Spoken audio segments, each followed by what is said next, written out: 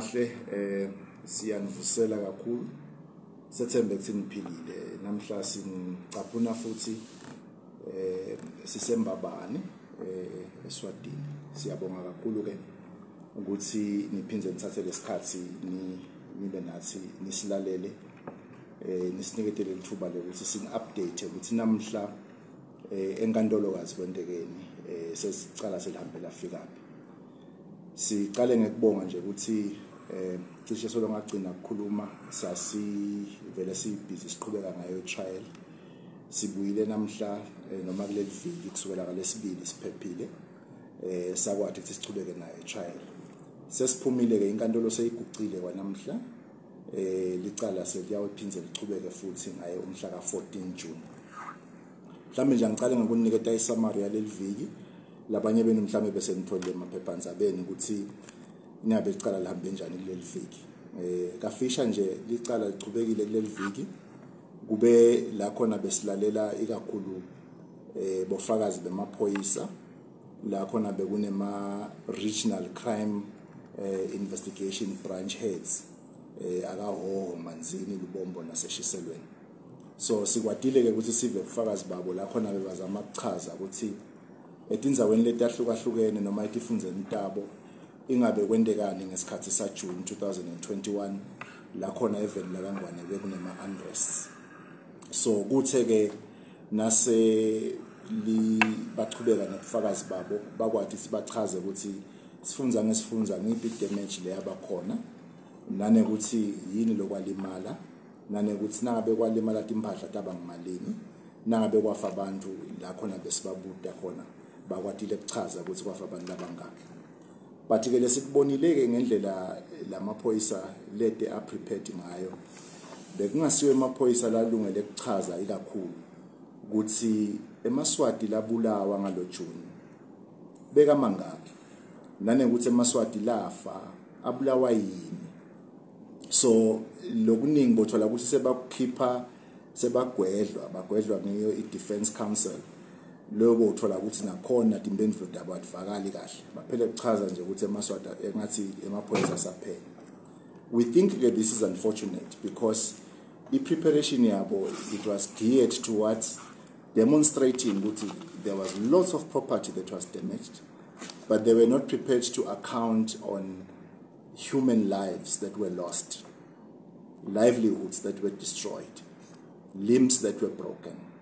Live la Kangwane linetingubela labanye sihamba etukwabo emaphoyisa etangakakulungele ukuchaza lokho. Sesisho ukuthi ke nibokubona lokho Maswati nikunotice kodwa siyethemba ke ukuthi ngalenye ilanga njengoba live la Kangwane litawugcina likhululekile kunangombuso wemonarchy logcinzetelako kuyawugcina kuchazekile lokho ukuthi eMaswati abulawa kanjani futhi afa kanjani. So siyabonga ke so bafakazile ke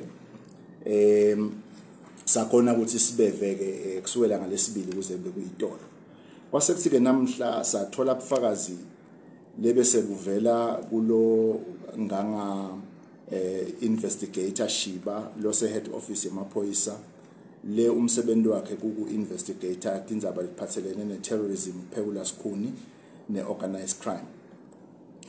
Uzamile ke naye ke sicabanga ukuthi lebe akuzama Shiba ikakhulu bekazama ukusita i-prosecution ukuthi igcine ithole ukuthi ikuphi i-terrorism konke lokulese sikufile kusukela eminyakeni lophelile ke i-trial yaqala.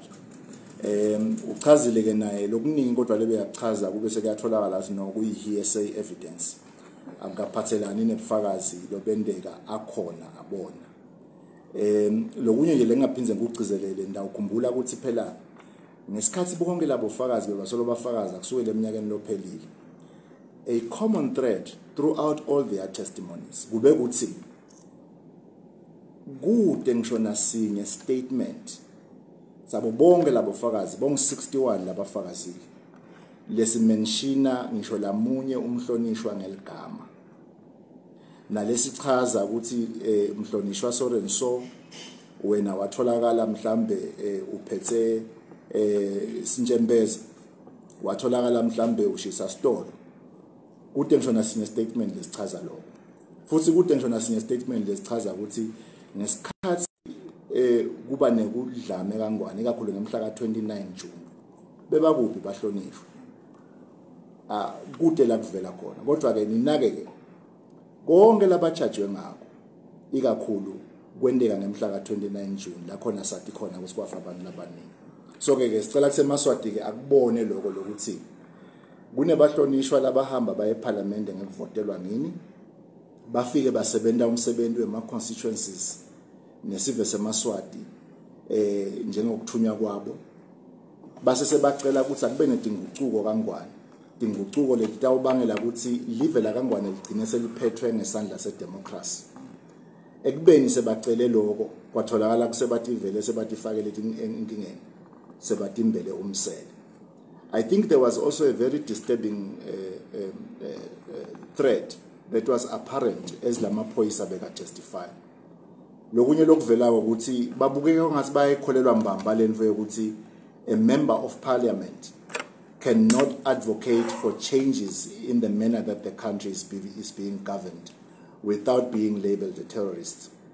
The way we understand it, Gutsi, as a politician, vele kungumsebenzi wakho, ukuthi lokunye kufuna ubuke lelive ngendlela liphatheke ngayo, liphatheke kahle yini. Uma ngabe kunema shortcomings kule ndlela le system of governance le exista ngakhona noma lekhona, ngikuphi lokungalungiswa kude kuthi live ligcine liphatheke ngendlela la khona emaswati onke atawunetiseka.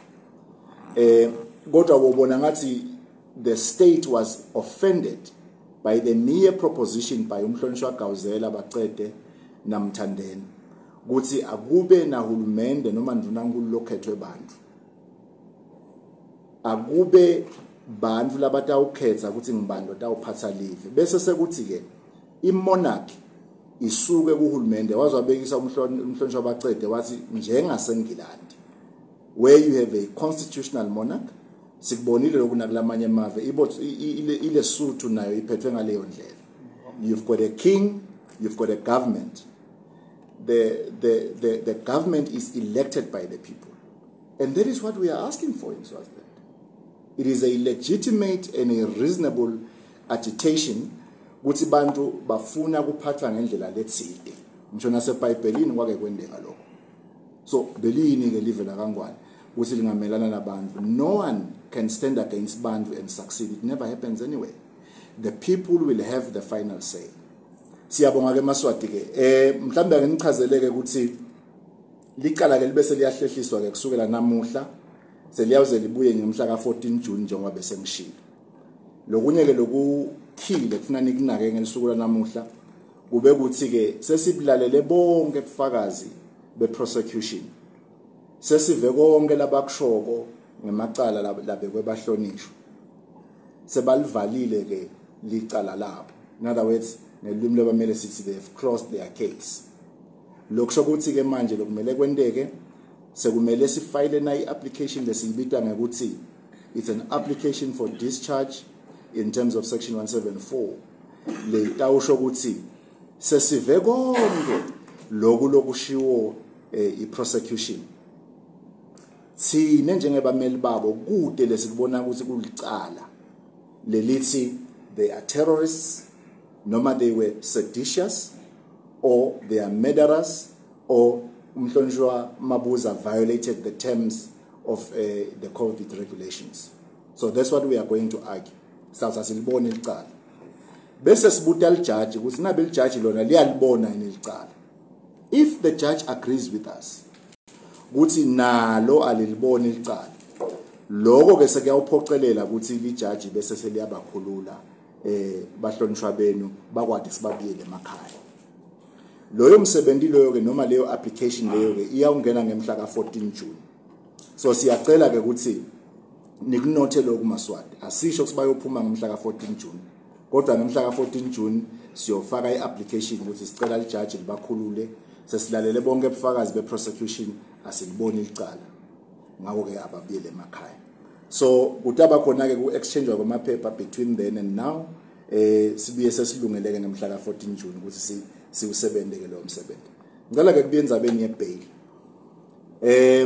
Nitawukhumbula phela ngemhla ka25 March savela phambi kwamajaji lamathathu la khona sasicela ukuthi emajaji abakhulule ngebail we were running the two processes at the same time. So in other words, we were running them simultaneously. So the case is 2 in 1. So what has happened is that kuze kube manje emajaji akakasibidi asitshele ukuthi were we successful in the bail appeal or not. Ngekubona ke ukuthi isikhathi sesihambile sengchaze kaningi ukuthi bail by its very nature is always an urgent application. Whether it's at the magistrate court, high court or supreme court, it has to be urgent and it must be treated as such. Siboneke sekuyophela emaviki lasihlanu noma lasithupha solo savela phambi kwemajaji. And so for that reason besitheke sibese sibona kufanele ngifuna kusho njalo sibese sibona kufanele ukuthi sibhalele emajaji siwacele ukuthi sesihambile isikhathi sicela ukuthi basatise singabe ijudgment isitayithola nini hayi ngoba siwacindzetele emajaji futhi hayi ngoba sikhobosa noma sidzilela kusebenza kwabo kodwa ngoba nathi sibukelela ema clients ethu ukuthi isikhathi sesihambe kakhulu solo singatholi kwadi ukuthi ibail bayayithola noma cha. And so for that reason lesiyacela ukuthi nabangafane bashaptele bakwadi ukuthi basitshele ukuthi siphumelele yini kuleyo bail appeal. So ke nase siyitholile ke impendulo saphinde sinitshele emaswati lamahle ukuthi khamba njani sikwadi ukuthi sinikete ke feedback on that score. Kwakuke kwavakala ke ijournalist beyingibuda la ukuthi kwakube nabofakazi labangagcinanga bakhona ukuthi baphumelele noma bakhona ukuphumelela ngenxa yokwesaba njengoba kwa report emaphepheni lesingakusho lezibonke labofakazi labafakaze kuleli viki maphoyisa kuphela kude lo munye fakazi lo civilian lo bekhona lapha ya ngeke ngidadile tizathu taloko kodwa nje kube maphoyisa kuphela labanye kungathi bagcina sebangasaphumelele. Nakuke lokunye lesicela ukuthi sikusho maswati lamahle sicale nje ngikubongela ikakhulu basebeni belivela kangwane lababene inhlanganisela eSt Paul's yekugubha lisuku lwebasebenzi ngemhla ka 1 May. Siyanibongela kakhulu uJukhoswa ukuthi nibe nawo lo msebenzi. Kubumbana kwabasebenzi ngole sikufisako because konke bahlonishwa bebakwenda. Labanye abantu ikakhulu labatawu benefit amaswati onke ikakhulu namaswati lasebendako. Niyabona ke nje ngale kubonhlangano ukuthi basebenzi labaningi kudlalwa ngabo bahola bo less than 2,000 rands a month. Uyatibuda nje sinabe kukhona yini umlo ngaphila ngaleyo mali lesikhathi samanje. Nalo minister lebekathi akabiyele emsebenzini nangokakhumalo naye uyatibuda sinangaholela yena lo 2,000 yena ngamendana.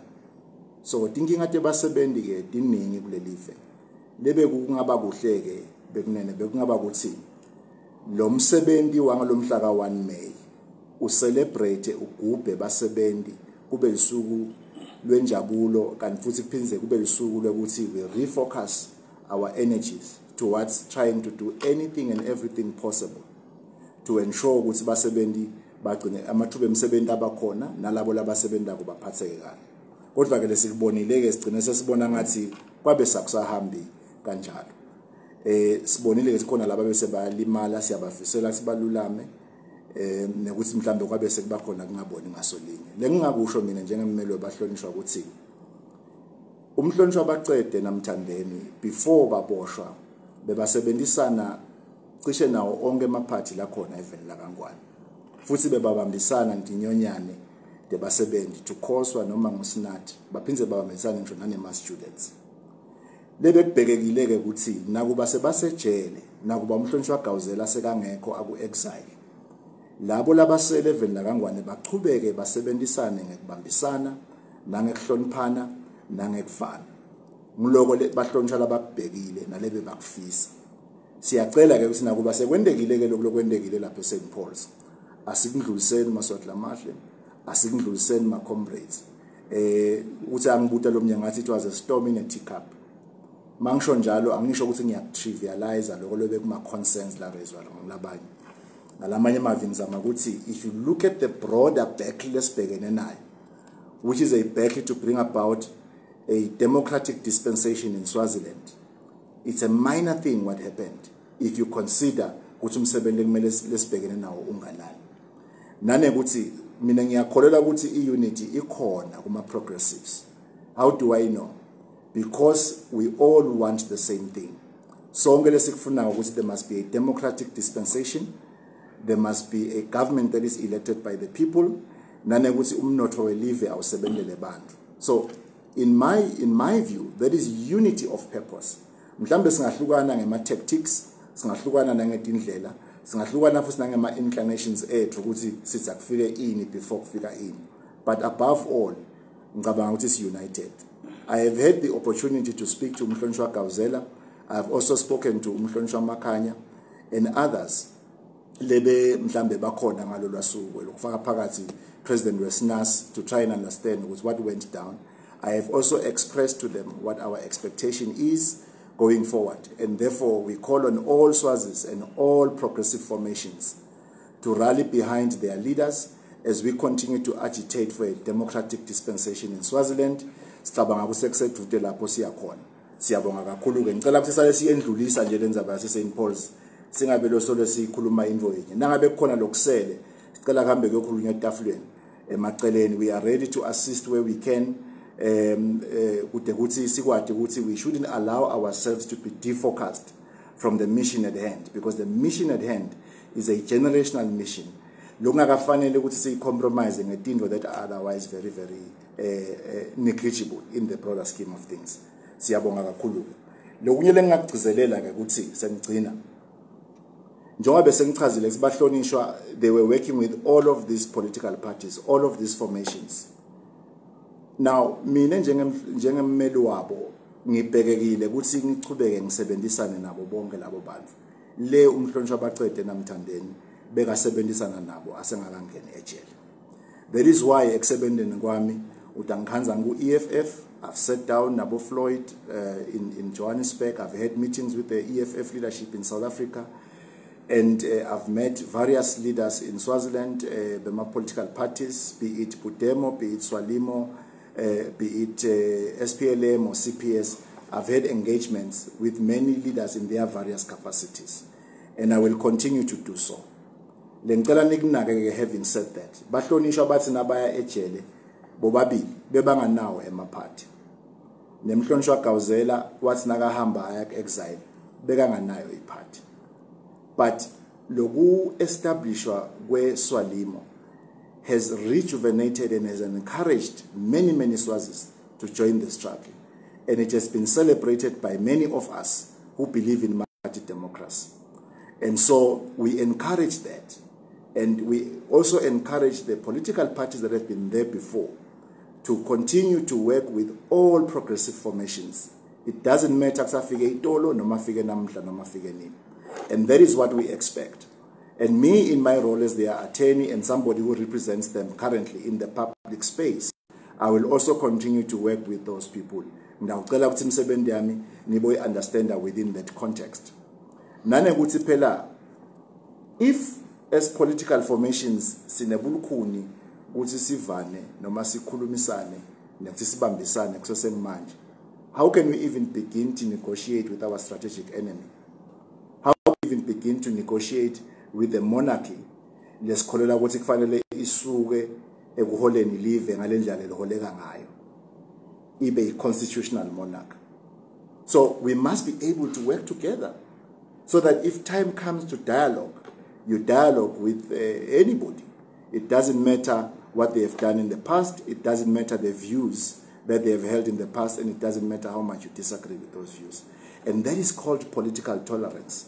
So that is what we want to encourage in this country, that let us have political tolerance as begetelelane, because lokungabi politically tolerant ngiko lokubanga ukuthi kugcina sekufa emaswati la 100 ngoba lo hulumende wale live wehluleka ukuthi alale bahlonishwa bangakayejele eve imibono yabo ukuthi amukele nje ngisho nema petitions abuke ukuthi kubhalweni phansi. That was political intolerance. That intolerance has resulted in the death of many people.